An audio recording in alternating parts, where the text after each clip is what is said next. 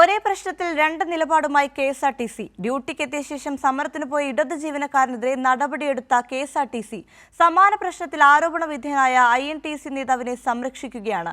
ഹാജർ ബുക്കിൽ ഒപ്പിട്ട ശേഷം യൂണിറ്റ് സമ്മേളനത്തിന് പോയ INTC ജീവനക്കാരനെതിരെയാണ് നടപടിയെടുക്കാത്തത്.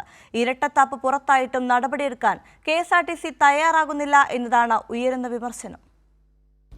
കഴിഞ്ഞ മാസം 25-നാണ് KSRTCയിലെ കോൺഗ്രസ് യൂണിയൻ KSTW വാമനപുരത്ത് യൂണിറ്റ് സമ്മേളനം സംഘടിപ്പിച്ചത്. സമ്മേളനത്തിൽ വാമനപുരം MLA സുധീർഷ പാലോടിനെ ആദരിക്കുകയും ചെയ്തു. സമ്മേളനത്തിൽ യൂണിയന്റെ സ്റ്റേറ്റ് സെക്രട്ടറിയായ ദീപു ശിവപ്രസാദും പങ്കെടുത്തു. എന്നാൽ ജോലി ചെയ്യുന്ന ഡിപ്പോയിലെത്തി ഹാജർ ബുക്കിൽ ഒപ്പിട്ട ശേഷമാണ് സംഘടനാ നേതാവ് സമ്മേളനത്തിന് പോയത്. ഹാജർ ബുക്കിലെ ആഫ്റ്റർനൂൺ സെക്ഷനിലാണ് ഒപ്പിട്ട് ഉച്ചയ്ക്ക് 2 മണിക്ക് തുടങ്ങിയ പരിപാടിയിൽ ദീപു മുഴുവൻ സമയവും പങ്കെടുത്തത്. ഡ്യൂട്ടിയിലെത്തിയ ശേഷം സമ്മേളനത്തിന് പോയ ദീപുവിനെതിരെ KSRTC ഇതുവരെ ഒരു നടപടിയും എടുത്തിട്ടില്ല. അതേസമയം ഇടതു സംഘടനയിൽപ്പെട്ട ഒരു ജീവനക്കാരനെതിരെ സമാന വിഷയത്തിൽ നടപടിയെടുത്തു കഴിഞ്ഞു KSRTC. നടപടിയെടുക്കണമെന്ന ആവശ്യം ശക്തമായി ഉന്നയിച്ചത് കോൺഗ്രസ് യൂണിയൻ തന്നെയായിരുന്നു.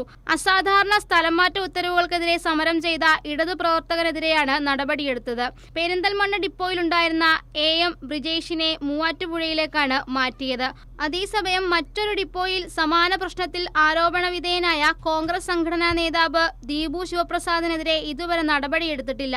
ഒരേ പ്രവൃത്തിയിൽ സ്വന്തം പാർട്ടിയിലെ സംഘടനാ നേതാവിനെ സംരക്ഷിക്കുകയാണ് KSRTC.